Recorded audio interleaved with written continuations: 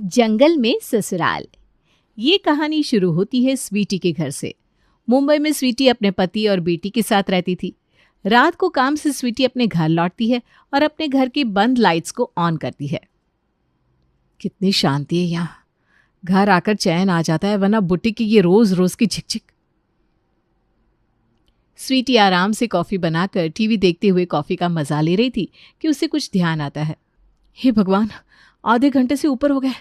नायरा की क्लासेस तो छूट भी गई होगी, मैं उसे लाना कैसे भूल गई। वो घबराकर अपने पति को फ़ोन लगाना शुरू करती है, पर करण कॉल उठाता ही नहीं। वो बार बार फ़ोन कट किए जा रहा था। बच्चा चाहिए और बच्चा आ गया तो उसकी रिस्पॉन्सिबिलिटी किसके ऊपर? माँ के ऊपर। काम संभालो, बच्चा संभालो, फ़ोन भी नहीं उठा रहा करण। यहाँ से मुझे नायरा की क्लास पहुँचते पहुँचते आधा घंटा लग जाएगा। हे भगवान, क्या करूँ? करण, फ़ोन उठाओ ना। स्वीटी अपना पर्स उठाती है और फौरन अपनी बेटी को लाने के लिए निकल पड़ती है। वो नीचे उतरती है कि उसके सामने अपनी बेटी और अपना पति दिख जाते हैं। फ़ोन क्यों नहीं उठाया तुमने करण? पिछले 10 मिनट से मैंने तुम्हें 50 बार कॉल कर लिया, कॉल काटे ही जा रहे हो। ऐसा कभी करती हूँ क्या मैं? कोई इमरजेंसी होती है इंसान तभी तो कॉल करता है ना। एसी रिपेयर करने से सिलेंडर लगाने तक सारा काम मैं ही करती हूँ। करना ही क्या पड़ता है तुम्हें? किसी गाँव की लड़की को लेकर आते तब समझ में आता। क्या हो गया है तुम्हें? इतनी घबरा क्यों रही हो स्वीटी?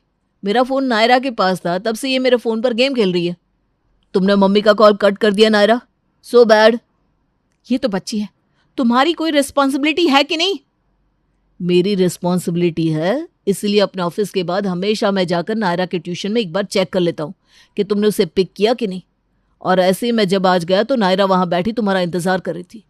रिस्पॉन्सिबिलिटी तुम लेती हो, तुम भूल गई हो, क्योंकि तुम्हें अपने आप और अपने काम के अलावा कुछ दिखता ही नहीं। अब यहाँ सोसाइटी में ड्रामा करने की ज़रूरत नहीं है, ऊपर चलो। रात के वक्त स्वीटी सभी को खाना परोसती है। अपने फ़ोन पर वेब सीरीज़ लगाकर स्वीटी सोफे पर अलग बैठकर खा रही थी। नायरा कार्टून देख रही थी सो अलग, और अकेला डाइनिंग टेबल पर बैठकर करण डिनर कर रहा था।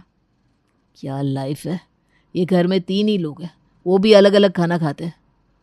ऐसे कैसे सीखेगी परिवार को बांध कर चलना? अच्छा है ना, तो सबकी अपनी प्राइवेसी तो है। क्या अच्छा है? दिन भर घड़ी की टिक टिक सुनता रहता हूँ मैं। ऑफिस से जब लौट कर घर आओ तो लगता है किसी कब्रगाह में आ गया हूँ। इतनी शांति रहती है यहाँ। वही दीवारें, वही बिस्तर, सब अपने काम में ही लगे रहते हैं। किससे बात करूँ मैं?